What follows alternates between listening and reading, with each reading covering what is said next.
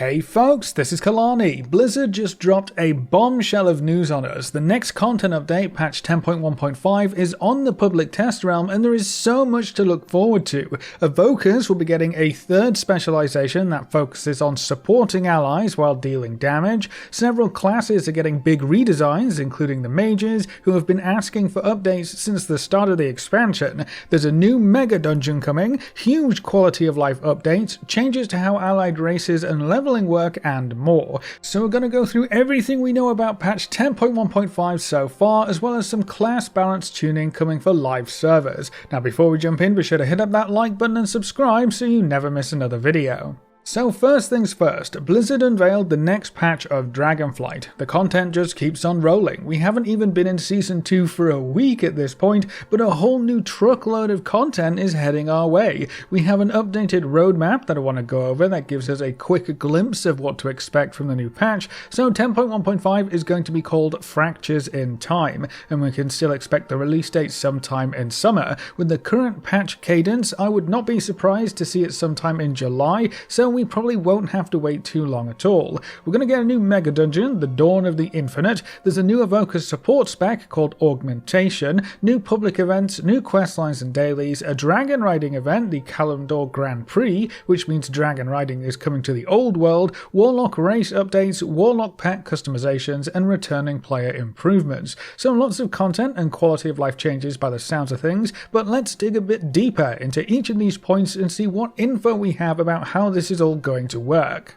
To start with, the new Megadungeon. The Dawn of the Infinite is all about Nozdormu and his apparent fate. The Infinite Dragonflight are desperate to force Nozdormu's transformation, and obviously we just can't have that. So our goal is to put a stop to all this timey-wimey nonsense and fix what the Infinite Dragonflight is trying to break. We don't have too much information about this just yet, but we do know the entrance should be over at the big bronze dragon area with the fancy sand timers. The Megadungeon will have 8 bosses, start as Mythic only, and will face off against a Ridicron, which is very interesting seeing as he was being built up to be one of the big bads of the entire expansion. Maybe we don't fully deal with him in here, but we'll be fighting him at the very least. There's also a strong focus on Galacron, so we'll have to see how he fits into all of this. Megadungeons have always been a lot of fun in my opinion, and this one looks like it's going to have a great theme and story, so I'm super excited to see what it looks like on the PTR. Now before we continue, today's video is sponsored by Displate. Displates are high quality designs printed on metal with over 1 million different designs to choose from. Whether you want to show off your favourite video game, TV show, anime or movie, or have some landscape or nature art decorating your space, there's something for everyone. They also look amazing in person. Unboxing Displates is always very satisfying, and the box is the perfect place to stow away any unused Displates to keep them safe and secure. The unique magnet mounting system makes hanging your Displates a breeze. Simply wipe down the wall with the provided clean wipe, slap on the protective leaf, stick the magnet right in the middle and you're good to go. Your Displates stick right onto the wall. You can position them perfectly or swap them out in seconds. It's so easy to change up your theme or style without having to move or replace any of the magnets. With no drilling or holes required, Displates keep your walls safe and are a great alternative to other hanging or printing methods. Displate is also celebrating its 10th birthday. Because of that, each day they have new exclusive design drops and a special discount. If you use the link in the description or our discount code on screen, you'll get 32% off 1 to 3 displays and 42% off 4 or more displays. So it's a great time to find some perfect displays to decorate your space in style. The other huge update coming with this patch is a brand new specialization. I'm not sure if the dev team had this spec like halfway done at Dragonflight launch or something and just needed more time to figure out the kinks, or whether they came up with this after Dragonflight launched, but adding in a new specialization kinda sets a whole new precedent for what patch content could look like. Imagine getting a new spec for any other class as part of what is usually a minor patch. That's still absolutely bonkers to me, but it's true. Evokers will have a third spec called Augmentation in patch 10.1.5. This spec is also quite special because it's kind of a support DPS spec. We haven't really seen this before in WoW, where one of the main focuses of a spec as a whole is to buff other members of your party while dishing out some damage. We've seen other player buffs, obviously, Power Infusion immediately comes to mind, but the entire toolkit of Augmentation Evoker is based around consistent, reliable boosts for your party.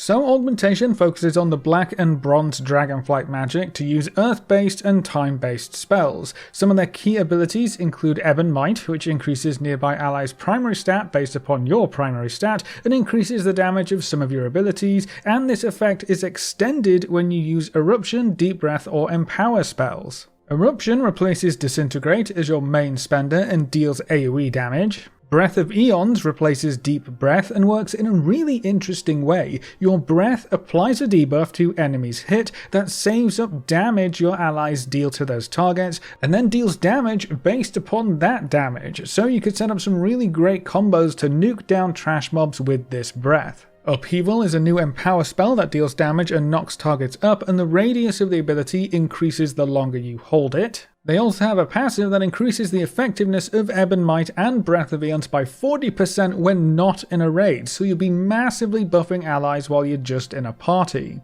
There are other buffs like Draconic Attunements, which give you and 4 allies 5% increased health or 10% increased movement speed. You can increase those buffs up to 20% increased health and 40% increased movement speed when you use certain abilities. There's a healer specific one called Spatial Paradox, which is a 2-minute cooldown that gives you and one healer the ability to cast while moving and increases the range of most abilities by 40 yards for 11 seconds. That one sounds absolutely insane. On the other side, there's another buff called Blistering Scales. This increases the target's armor and causes attacks against them to deal AoE damage. That sounds great for your main tanks. There's a crazy teleport spell. You can give one other player a Wernstone, and you or the target can use the Wernstone to teleport to the other player if you're within 100 yards. A 100-yard teleport on a 1-minute cooldown is kind of insane. On top of all of those buffs, their mastery is yet another big buff. Whenever you cast an Empower spell, 2 allies gain a verse buff that scales with your mastery for 11 seconds.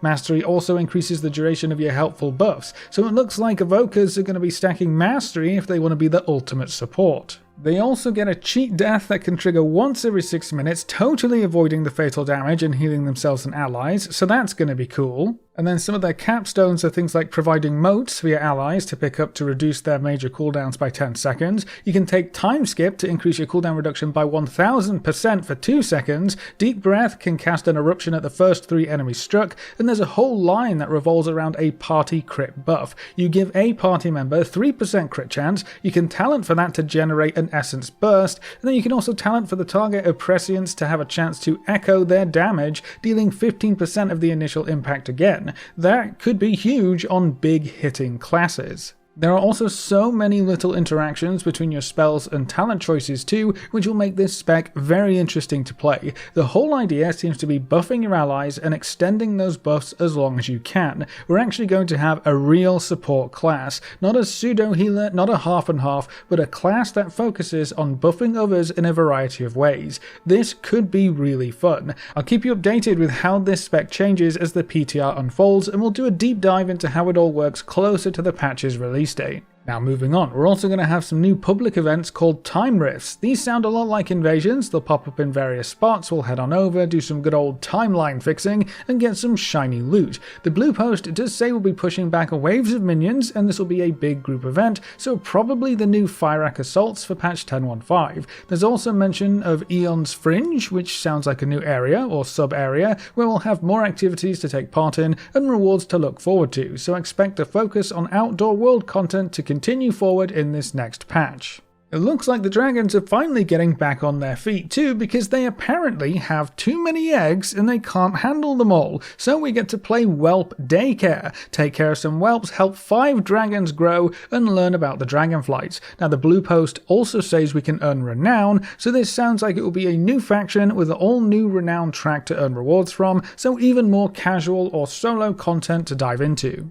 Up next, it looks like patch 10.15 will be introducing dragon riding to the wider, older World of Warcraft. Most of this is just data mining right now, so it's not actually available on the PTR just yet, but there are 2 new spells, Flight Style Static and Flight Style Dynamic, so it looks like we'll be able to swap between how old flying works and dragon riding in the old world. You'll be able to choose whichever style or system you like the best, so everyone wins. There are also a crazy number of new races being data mined for the Eastern Kingdoms and Kalimdor, so that kinda proves that we will be able to dragon ride through these older zones in some capacity. I can't wait to see where some of these races will take us. Exploring the old world in a new way is gonna be a lot of fun. And then the cherry on top of all of this is that we will probably be able to use a lot of other different mounts in the dragon riding system. Lots of mounts have had dragon riding animations added to them, many of them are dragons too, so we should hopefully be able to use more of our mount collections when this update comes through. I wonder if they will allow us to dragon ride with any mount, or if only mounts with proper animations will be allowed. We'll have to wait and see how it actually works when it's enabled on the PTR for testing. Moving on, Warlock race updates. This is kinda cool. Every race will be able to play as a Warlock in the new patch, so all race restrictions will be removed, including some of the weirder ones like Lightforged Draenei. They might hate the Legion and despise Fel magic, but you'll still be able to play a Warlock, apparently. So no more race restrictions for yet another class, which means they're really breaking down those class race restriction walls. Another fun update for the Warlocks is the ability to customize your demon pets. You'll be able to collect various grimoires that unlock new customization options, like these imp variants, and you'll be able to visit a barbershop to choose your demon appearances. This isn't quite available for testing on the PTR just yet, but keep an eye on how this develops because they could add in so many different options here. And then there are also a lot of quality of life updates coming to the game in general that clean up how leveling works, changes the requirements on allied races, and makes returning to the game a much smoother experience. To start with, Chromie Time has been cleaned up a bit. Chromie will teach you what Chromie Time is all about and suggest timelines for you to work through. The maximum level for Chromie Time was also bumped up to 61, and all of the expansion restrictions have been removed, so you'll have more freedom but also just more information when making leveling decisions. This might not be too important for veteran players, but for newer players, understanding how Chromie Time works is very important. In addition to that, all characters will now automatically learn riding skills as they level up.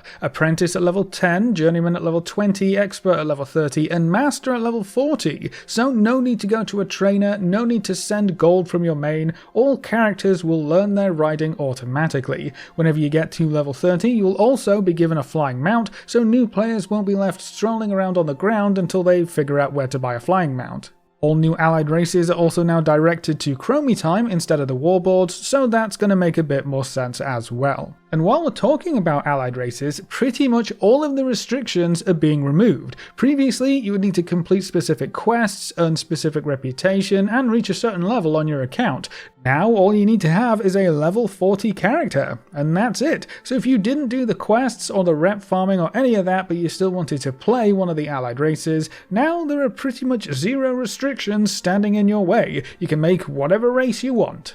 Another very cool quality of life update allows you to track transmogs that you're hunting for. This is currently planned to work for transmogs sourced from vendors, dungeons, and raids. You can hold shift to see which transmogs are currently trackable. Shift clicking a transmog option will add it to your objective tracker, and clicking on the tracked item will show you where you need to go to obtain it. So it shows you the map where the dungeon is, or where the raid is, or where the vendor is. This is going to make tracking down transmog much easier in general, and you won't have to Google quite as much for where certain bosses or raid entrances are, which is going to be a nice change for sure. And then this patch is also going to have some big class reworks. Both mages and holy paladins are getting a redesign. For the mages, some abilities are being made baseline, they're completely removing Rune of Power, talent trees are going to get moved around and adjusted, new talents will pad them out a bit, and there are 3 new capstone abilities to replace Shifting Power and Meteor. Ice Cold lets you still cast while using Ice Block, but Ice Block is only a big damage reduction cooldown instead of an immunity.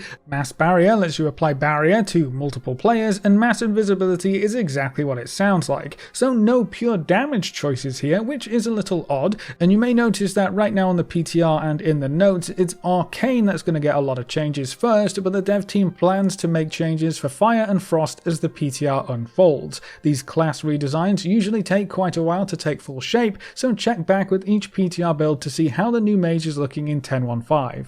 And then for the Holy Paladins, they're going to see some rotational changes, maybe reducing the number of abilities and globals used offensively. There are concerns about mana, and the dev team wants to try and make more talents more generally useful, instead of locking you into very niche playstyles and build choices. Right now we have a lot of new talents, lots of damage, healing and cooldowns shifting around, talents are moving places, and the talent tree is changing quite a bit. Again, these changes take time, so keep an eye on how Holy Paladin develops over the PTR cycle. The patch 10.15 PTR is already up and active, by the way, so if you want to tinker around with a new Evoker Spec or see how these new class revamps are shaping up, you can already hop onto the PTR and start testing all of this new stuff out. Some things haven't been enabled just yet, like dragon riding in the old world, the Megadungeon, most of the new events and activities, and there's no story quests just yet, but the PTR builds usually move pretty quickly, so I'm sure next week will bring us another round of new stuff to look at. And then to round out this video, we also have some quick changes for the live servers. Some classes will see some buffs as we head into the next weekly reset.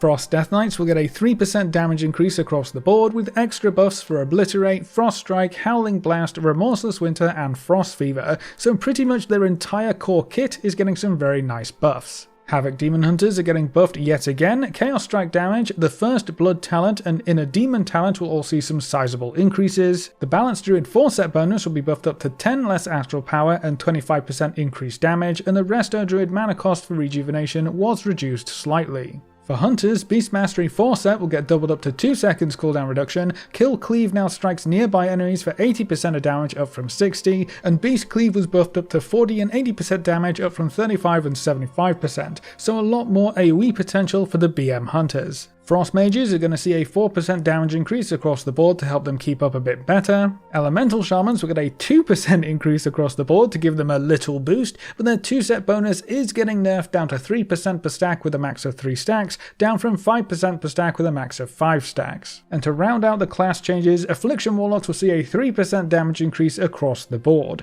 All of these class changes go live with the next reset, so these classes should feel a bit more powerful for the next week's activities. And then we also have some pretty impactful changes to several Mythic Plus dungeons. To start with, Underrot, Freehold and Uldaman all had their timers reduced by up to 3 minutes, so you won't have quite as long to get through those dungeons as before. Brackenhide Hollow also has quite a few changes, with some much needed nerfs, including to Decaying Strength, Decay Strike, Rot Burst Totem Health, Withering Rot Damage and the Withering Rot debuff for the last boss, and Treemouth also saw a small nerf to Consume. For Neltharian's Lair, the Toxic Wretch and Hurling Rocks damage were both decreased for the Worm boss, and the last boss saw some adjustments to cast times and durations, which should translate to a small nerf overall. For Neltharis, the last boss has been nerfed quite a bit. Curse of the Dragon Horde deals less damage, it can no longer go past 1 stack, all of the treasures can be used while moving, and the boots were removed as an option. The big swirlies also take longer to land, which should make this boss more consistent and easier to deal with.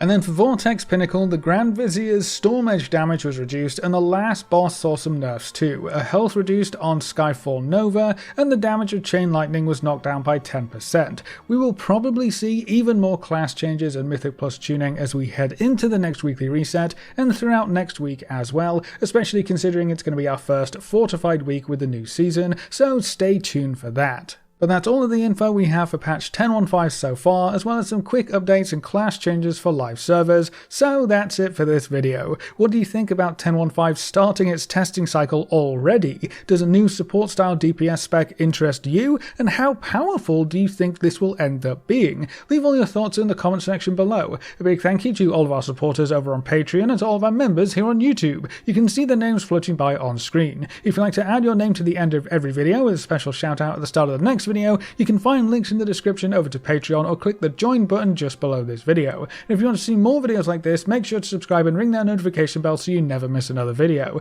Thanks for watching folks, good luck and have fun, and as always I will see you next time.